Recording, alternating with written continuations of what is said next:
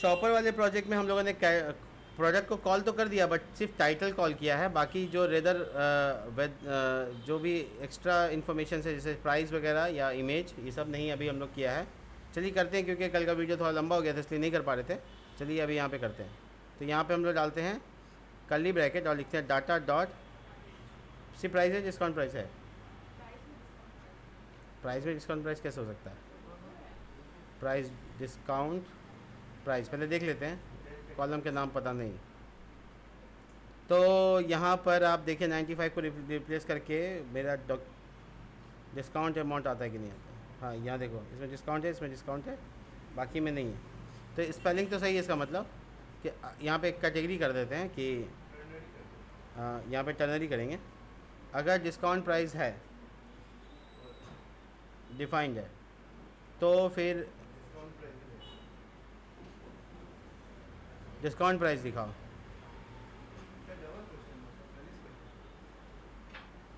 नलिश से काम नहीं चलेगा, डिस्काउंट प्राइस दिखाओ। और एक बार हम इसमें ना क्या करते हैं, बैकटिक लगा देते हैं, क्योंकि वेरिएबल भी डालना हमको। डिस्काउंट प्राइस ठीक है, लगाओ। और साथ ही साथ यहाँ पे डेल टैग भी डालो, प्राइस दिखाने के लिए। ठीक है, डेल टैग को क्लोज कर देते हैं, कॉलन। अगर डिस्काउंट प्राइस है तो डिस्काउंट प्राइस दिखाओ, उसके साथ प्राइस दिखाओ, नहीं तो सिर्फ डिस्काउंट प्राइस दिखाओ, नहीं सिर्फ प्राइस दिखाओ। अब सही है, रिफ्रेश करते हैं, देखो जा डेल एग्जीक्यूट हो गया। वो एक्चुअल में ऐसा था तो सिर्फ कर्ली ब्रैकेट से काम हो जाता। कोई बात नहीं, कर लेते हैं।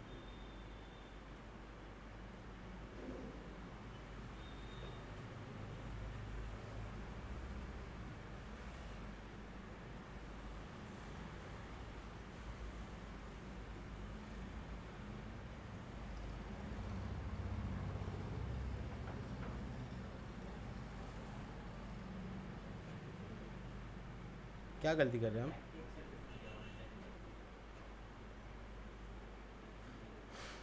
अच्छा पहले अमाउंटें दिखा दे, डेल बाद में लगाते हैं, छोड़ो डेल को भी।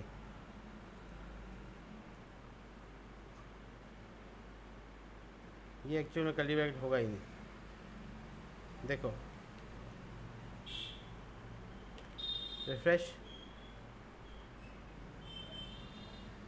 रुपी का सिंबल जनरेट करेंगे तब होगा। तो एक्चुअल में रुपी का सिंबल हम जनरेट किए थे, यूटिलिटी कहाँ रखे थे? हाँ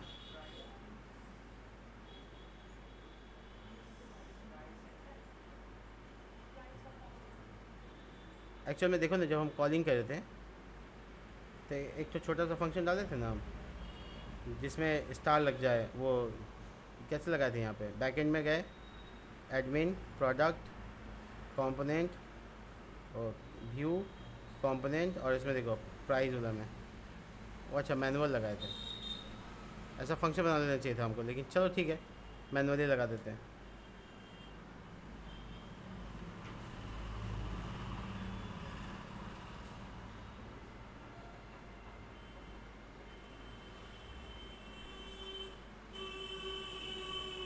ठीक है, मैनुअल तरीका।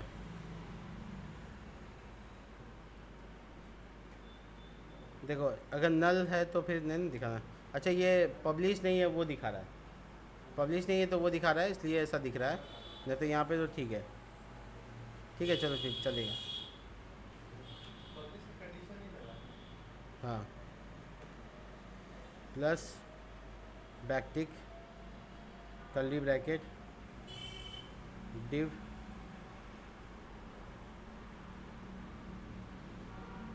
डेल और स्टैक के अंदर में dollar curly bracket data dot price.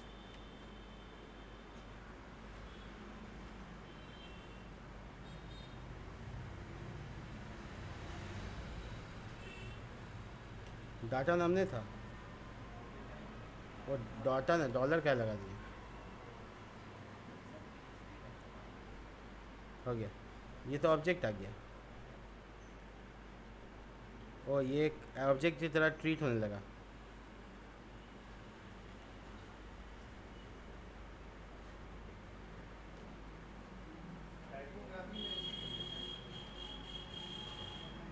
देख लेते हैं, नहीं होगा तो दूसरे तरीके से तो कर ही लेंगे।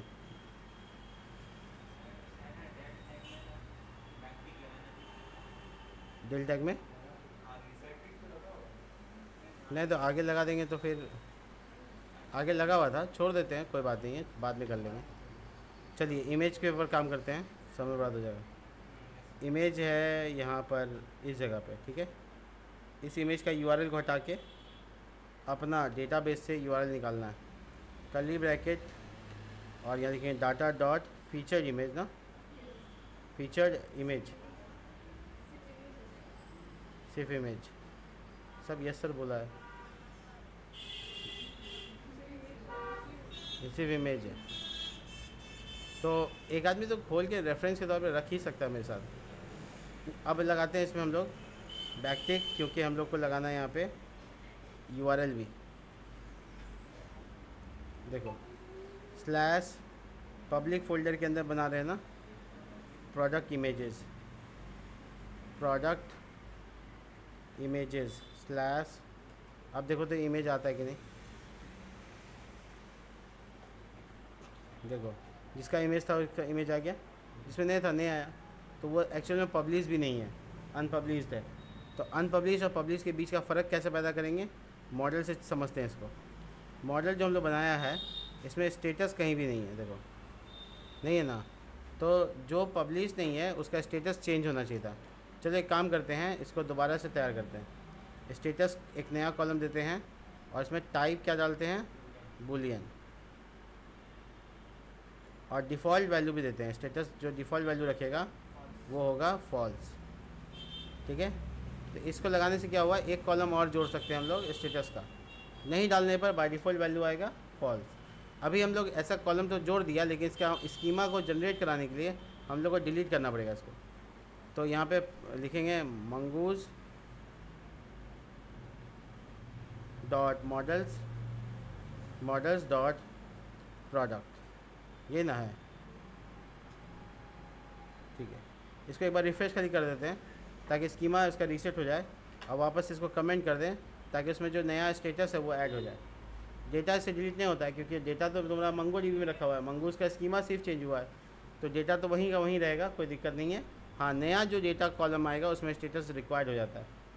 तो हम लोग है ना स्टेटस को इम्पोर्टेंट क्यों दे रहे हैं, क्योंकि हम लोग चाहते हैं ये है कि जो कॉलम का स्टेटस 1 हो वही यहाँ पे दिखे, जिसका 0 हो उसको नहीं दिखाना है। क्यों नहीं दिखाना, हो सकता है वो अधूरा भी फॉर्म भरा हुआ हो, जैसे ये देखो इसमें नल है, ये इमेज नहीं डाला हुआ है, तो ये दिख रहा है। ये तभी दिखाएं जब पूरा तरीके से कंप्लीट हो जाए, तब पब्लिश कर सके। कहने का मतलब ये है कि हम लोग जिसका बैकएंड देखेंगे तो पता चल जाएगा। 3000 रुपये,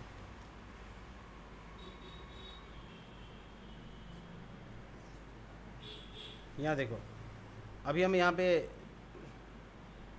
एक तो नया प्रोडक्ट क्रिएट करते हैं और चेक करते हैं टेस्टिंग विथ स्टेटस, चेक करते हैं इसमें स्टेटस कॉलन आता है कि नहीं आता। तो मैंने तो देखा यहाँ पे क्रिएट तो हो गया, लेकिन मैं जब यहाँ जाऊँ डेटाबेस में मंगो डीबी मतलब, तो वहाँ पे स्टेटस कॉलम एग्जिस्ट करना चाहिए और उसका डिफ़ॉल्ट वैल्यू फॉल्स होना चाहिए। अगर ऐसा हो गया मतलब स्कीमा रीसेट हो चुका है और बन चुका है। तो हम लोग यहाँ पे कनेक्शन देख रहे हैं, ये इसका नाम है शॉपर और इसमें है प्रोडक्ट। अभी जो हम ऐड किए हैं वो लास्ट में होगा। देखो स्टेटस का कितना दिख रहा है, इस समय नहीं है। क्यों नहीं है, क्योंकि इसको तो उस टाइम में नहीं बनाए थे। तो इसमें है NoSQL में हर एक कॉलम, हर एक रिकॉर्ड का डेटा अलग अलग हो सकता है, लेकिन MySQL में रिस्ट्रिक्ट होता है कि हर में सेम जैसा होगा। ये है NoSQL और MySQL का बेसिक फ़र्क। चलिए, तो हम लोग यहाँ पर इसका तैयारी कर चुके हैं। अब हम लोग को क्या करना है, जहाँ प्रोडक्ट इंसर्शन करा रहे हैं ना, पहले एक काम कर सकते हैं, क्योंकि डेटा सब डिलीट नहीं मारना पड़ेगा हमको, तो हम क्या करते हैं मैनुअली सबको डिलीट मार देते हैं यहाँ से। क्यों ऐसा कर रहे हैं, क्योंकि हमको नया तरीके से डेटा स्टेटस के साथ चाहिए, इसलिए हम पुराना डेटा को डिलीट मार रहे हैं। और कोई भी सही डेटा तो डाला नहीं है, तो डालने डिलीट मारने में भी कोई ख़ास दिक्कत नहीं है। नाम लिखो, डिलीट मार दो, सब ख़त्म। कैटेगरी है लेकिन डेटा चला गया। तो आप नोटिस कर सकते हैं यहाँ पे इंसर्ट करके नया बना सकते हैं। तो जैसे प्रोडक्ट मान लो shampoo, clinic plus shampoo,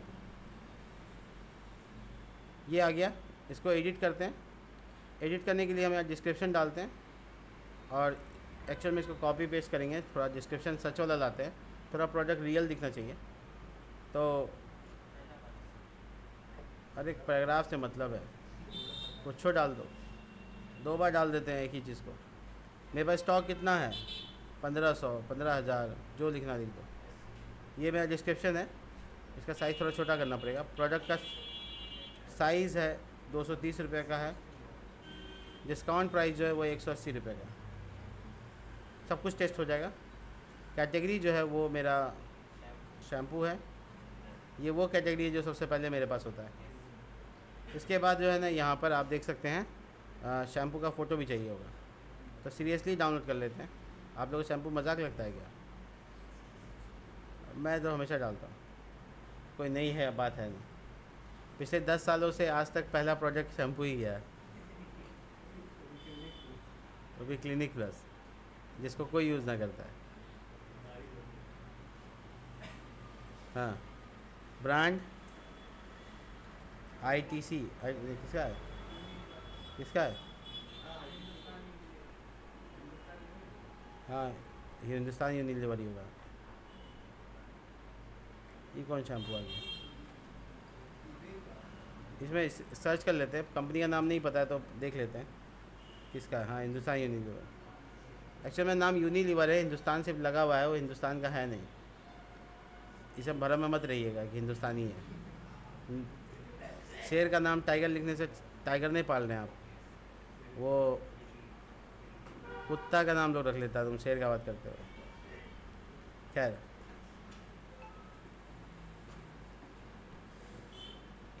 UNILEVER, जो भी नाम है छोड़ो। बारकोड रीडर अगर है तो डाल दो। 8 एक क्या रह गया? इमेज डाउनलोड तो कर लिया था। नाम है, वो उस टाइम यहीं पे आए थे, हम सोचे क्या काहे आ गए हम। अपडेट स्मूथ लग रहा है थोड़ा सा प्रोजेक्ट आपको, ठीक है। 9 का 9 फील्ड एक्टिव है।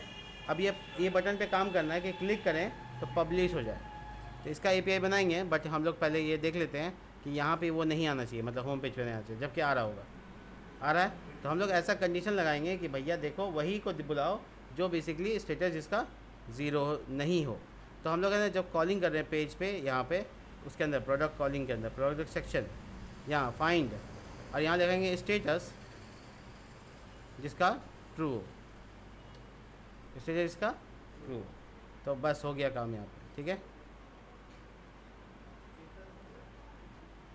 वही हो गया, चला गया। मतलब शैम्पू है लेकिन नहीं दिख रहा, क्यों? क्योंकि पब्लिश नहीं है। तो पब्लिश कराने के लिए ये बटन हम बनाया था जो एक्टिव इनएक्टिव किए थे। तो क्लिक करने से ये पब्लिश हो। तो इसके लिए क्या चाहते हैं हम? एक API बनाना पड़ेगा। चलिए इसका API बनाते हैं। जब समय कम हो तो काम छोटा ही करना चाहिए। देखिए कहाँ कर रहे हैं, देखिए वहीं पे प्रोडक्ट ID अपलोड जहाँ पे बनाए थे वहीं पे एक और फोल्डर बना रहे हैं अपलोड के पैरेलल, उसका नाम रखते हैं पब्लिश्ड, ठीक है। और इसके अंदर इसका route.js एकदम वैसे ही जैसे अपलोड का बनाए थे वैसे ही है, कुछ अलग नहीं है। जैसे पोस्ट मेथड से बनाए थे, इसको हम लोग पोस्ट मेथड से बना सकते हैं। खैर चलो, हम आपको दिखाते हैं यहाँ पे कैसे लगाते हैं। तो हम लोग अपडेट मतलब पुट से बनाएंगे। एक्सपोर्ट असिंक्रोनस फंक्शन नाम पुट रिक्वेस्ट जो मेरे पास आने वाला है वो। अब इसके अंदर में हम क्या करने वाले हैं? पब्लिश करना चाहते हैं। तो यहाँ पर हम लोग ना डेटा पहले लेंगे यूज़र से, क्या आ रहा है वो डेटा का पैरामीटर क्या है। तो पैरामीटर लेने के लिए हम यहाँ पे परम्स डालेंगे। कैसे डालेंगे? जैसे यहाँ पे देखो, यहाँ पे ये तो सिर्फ अपलोड का है ना, ये वाला दिखाते हैं। देखो परम्स कैसे लिए थे। तो परम से प्रोडक्ट ID ले लेंगे और उसे एडिट करेंगे। तो परम से प्रोडक्ट ID लिया, सब कुछ वैसे ही जैसे बाहर में बनाए हुए। प्रोडक्ट ID ले लिया और जैसे ये देखो यहाँ पे हम लोगों ने फील्ड को चुना, उसके बाद अपडेट का क्वेरी चला दिया एज इट इज़। यहाँ पे भी करेंगे, डेटाबेस के कनेक्शन को कॉल कर लेते हैं, DB कनेक्ट कॉल हो गया। इसके बाद हम लोग कॉन्स्ट, उसके बाद लिखो पब्लिश्ड डेटा या पब्लिश्ड प्रोडक्ट, जो भी नाम रखना चाहते हो। अवेट प्रोडक्ट मॉडल को बुलाओ, इंपोर्ट करो इसको, मतलब dot find by ID and update. ठीक है, फाइंड बाय ID में पहला पैरामीटर प्रोडक्ट ID, क्यों बताओ? क्योंकि फाइंड बाय ID ID से फाइंड होगा, कर्ली ब्रैकेट, उसका स्टेटस क्या करना है? ट्रू करना है। हो गया एकदम। देखो ये स्थिति यहाँ पे भी था, देख रहे हो, बाय डिफ़ॉल्ट फॉल्स रहता है इसलिए।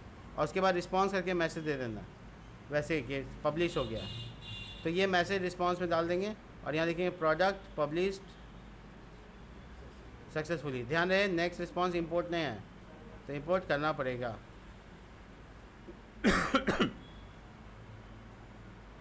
ठीक है, तो ये आपका API बनके तैयार हो गया। बस इस API को लगाना है किस बटन पे? पब्लिश बटन पे। चलिए देखते हैं कहाँ लगाना है।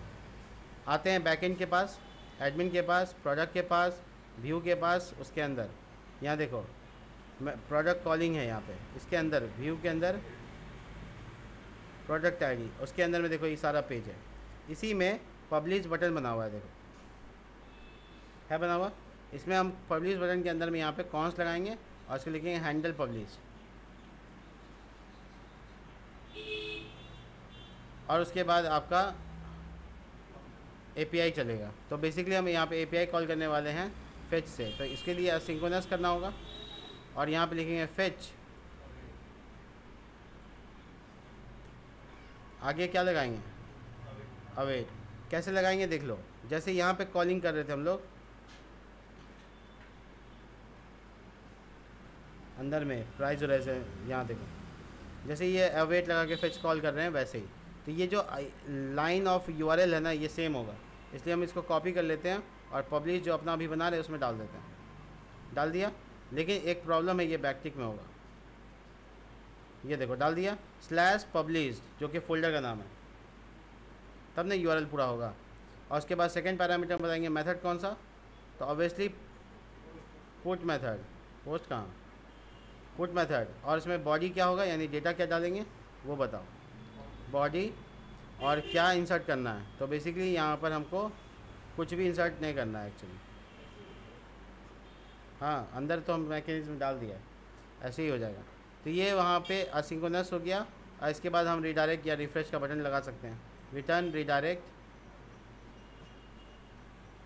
ऐसा वाला रिडायरेक्ट नेविगेट होगा, क्लाइंट एरिया में है, नहीं होगा।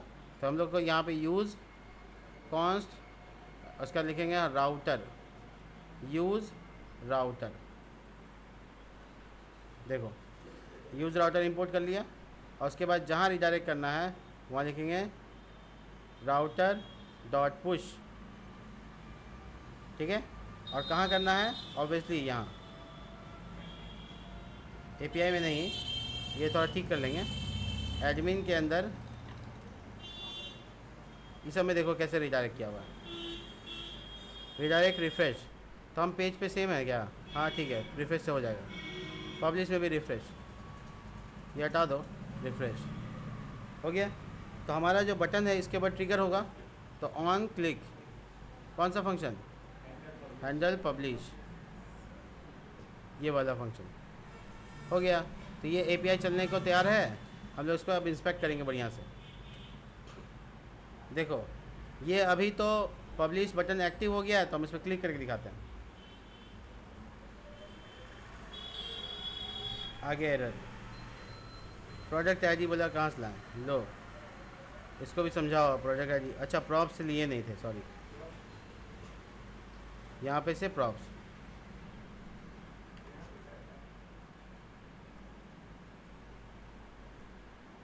इज परम्स लेना पड़ेगा ना, जैसे इमेज में लिए थे ऐसे। देखो वो डायरेक्ट प्रोडक्ट ID पैरामीटर, हाँ प्रोडक्ट ID से भी हो जाएगा। प्रोडक्ट ID ये वेरिएबल हमको पास करना पड़ेगा जहाँ पे पब्लिश बटन को कॉल किए हैं। देखो ये पब्लिश बटन में प्रोडक्ट आईडी को पास करना पड़ेगा एज ए प्रॉम्प्स डॉट, अच्छा वेरिएबल भी डायरेक्ट होगा मेरे पास, देखो है ना, इसको यूज़ कर लेते हैं। रिफ्रेश, लास्ट काम है। तो अभी अनपब्लिश्ड है, हम कोशिश करें इसको अपडेट करने का। अगर सब कुछ ठीक रहा तो बटन पे क्लिक करने पर ये क्या हुआ, रीलोड भी ठीक से नहीं होता है, देखो। तो ये अभी कुछ खास अपडेट नहीं देगा हमको, बट हाँ यहाँ रिफ्रेश करने से अगर स्टेटस 1 हो गया तो यहाँ पे दिखा जरूर देगा। दिखाने का मतलब है कि स्टेटस आपको हम डेटाबेस से दिखा देते हैं। वो मैसेज हम कहीं भी प्रॉम्प्ट नहीं किए इसलिए मैसेज नहीं दे रहा है, सबका मैसेज बाकी है, अभी सब में मैसेज में काम करना है। तो ये कनेक्शन देखिए आप, ये शॉपर देखिए आप, ये प्रोडक्ट देखिए आप, इसमें स्टेटस देखिए, यानी आपका स्टेटस से ही पब्लिश अनपब्लिश होगा। तो जो भी ये पब्लिश्ड है अनपब्लिश्ड है उसके अकॉर्डिंग डेटा दिखाया जा सकता है। तो यहाँ पे कॉलिंग का काम ख़त्म किए, यहाँ पे डेटा अच्छे से कॉल हो रहा है। ये जो साइज़ दिख रहा है इसको थोड़ा ठीक कर देते हैं, प्रोडक्ट कार्ड में ठीक होगा। प्रोडक्ट कार्ड यानी कि ये, और इसमें आप डाल देंगे एस डैश फुल, और ये ऑब्जेक्ट डैश फिट करेगा, ऑब्जेक्ट कंटेंट। कंटेंट से क्या होगा कि ये इमेज को क्रॉप नहीं करेगा, छोटा ही दिखाएगा लेकिन दिखाएगा पूरा।